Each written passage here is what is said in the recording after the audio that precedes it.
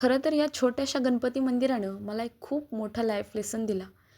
कधीही तुमच्यासोबत असं झालंय का, की फक्त देवाचं दर्शन घ्यायला गेलात आणि परतताना देवानंच तुम्हाला काहीतरी नवीन गोष्ट शिकवून पाठवलं?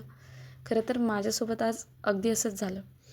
म्हणजे मी आज आले होते कात्रजमधल्या एका छोट्याशा गणपती बाप्पाच्या मंदिरामध्ये, ज्याचं नाव होतं श्री सिद्धिविनायक मंदिर. तर मी इथे आले होते आणि मला खरं तर तहान लागली होती, म्हणून मी पाणी पिण्यासाठी बाहेर थांबले होते आणि उभी राहून पाणी पित होते.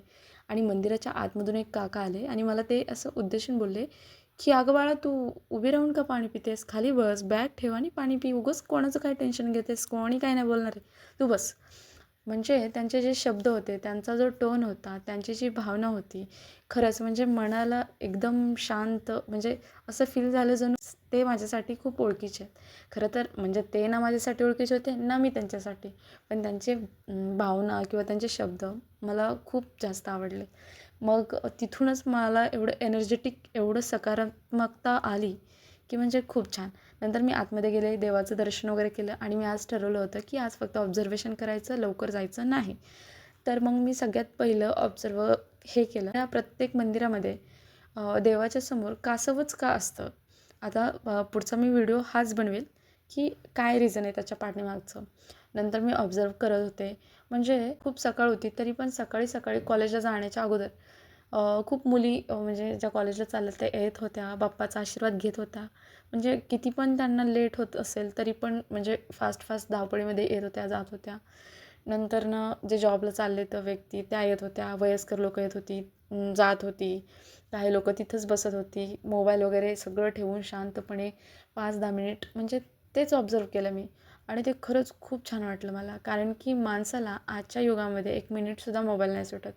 आणि कदाचित देवबाप्पाच्या आशीर्वाद घेण्याच्या कारणामुळे किंवा घेत आहेत त्यामुळे तरी 1 मिनिट का होईना माणसाचा मोबाईल सुटतो आहे. तर ही गोष्ट खूप छान वाटली मला.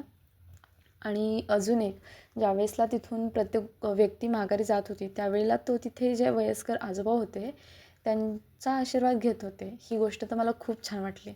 कारण की कुणी कोणाच्या पाया नाही पडत आणि नाही आशीर्वाद घेत.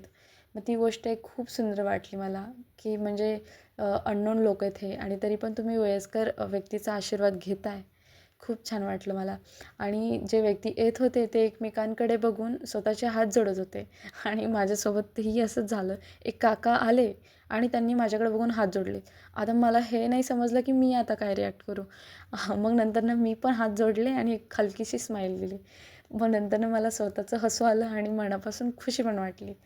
तर मग असं जिथे आज खूप ऊर्जा भेटली, सकारात्मकता वाढली, जिथे मी लोकांची निष्ठा पाहिली, जिथे मला आज खूप प्रसन्न वाटलं, असं हे छोटंसं मंदिर होतं, ज्यानं मला खूप आनंद दिला आणि ह्यामधून मला म्हणजे बऱ्याच गोष्टी माहिती पडल्या आणि बऱ्याच गोष्टी शिकायला भेटल्या. तुम्हाला माझ्यासोबतचे असेच रिअल अनुभव एक्सपिरियन्स करायचे असतील किंवा ऐकायचे असतील, तर तुम्ही आपल्या चॅनलला सबस्क्राईब करून घ्या. भेटूयात पुन्हा अशाच व्हिडिओमध्ये. Thank you for watching.